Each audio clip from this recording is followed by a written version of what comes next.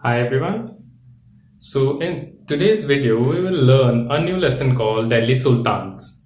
As you all know that in history Delhi plays very important role. Whichever the dynasty we are going to learn about it, Delhi always plays a major role because in today's world also or today's time also Delhi considered a capital of the India. In the same goes for the ancient time. In ancient time also Delhi considered a very important place in a history role. Okay, as you have seen in the second lesson of your Kaveri Delta, there are no mention of a Delhi. Delhi kingdom is not at all mentioned in the previous lesson. But actually why these things have happened, because in 12th century Delhi kingdoms became very famous, 12th century onwards. And during that time, the rulers or the dynasty people, they are considered the Rajput dynasty.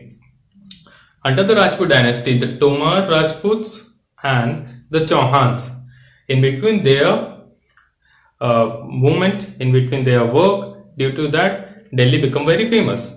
Okay, earlier Tomar Rajputs win the battle against the Chauhans and Chauhan defeated the Tomars. Okay, then Chauhans captured the Delhi and they rule over the continent. As you all know that Chauhans are very famous as compared to the Tomar Rajputs. These both comes under the Rajput dynasty.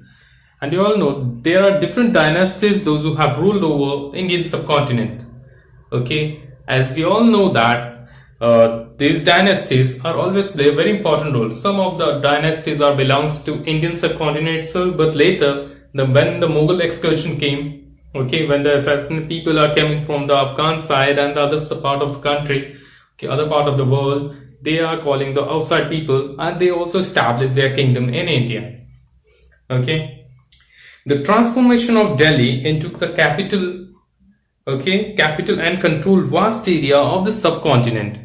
Okay, whenever the Delhi become an important place in for any dynasty, whoever the ruling in Delhi, they start spreading their dynasty all across the country. That means whoever winning the Delhi, they are considered very powerful kingdom. Okay, that means the other people, those who are knowing that this particular dynasty or this particular king have defeated the Delhi Empire, that means they definitely are a very powerful people. That means that some kind of mentality also created in the people's mind that Delhi is very important. Okay, and Delhi, to winning in Delhi, that also very difficult. Am I clear? I hope.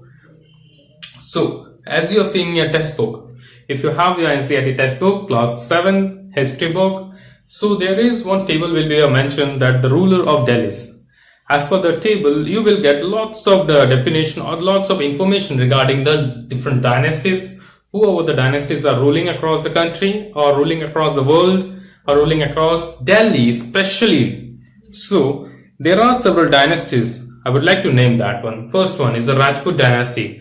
Then early Turkish ruler in between 1206 to 1290. Then Khilji dynasty, they came across 1290 to 1320. Then Tughlaq dynasty in between 1320 to 1414. Then Sayyid dynasty 1414 to 1451. And the last not least, the Lodi dynasty 1451 to 1526. So we can see something here that Delhi became very important place or very important city during the period of 12th century.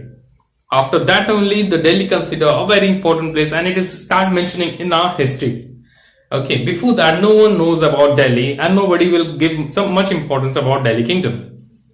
Okay, let's move for the next subtopic, that's called finding out about Delhi Sultans. Let's find out about Delhi Sultans who ruled over the Delhi subcontinent. Okay, how we will get to know about some information regarding a person who or people, how they are ruling that. So as we all know, history is based on some evidences. Okay, how we are getting the information based on some evidences, those are called the historical remains. Historical remains such as the literary sources and the archaeological sources. There are two types of sources. First one is what? Literary source, okay, which is written on something. Then archaeological source, maybe a ornament or whatever it is, a building, monument, anything will be like that. Clear?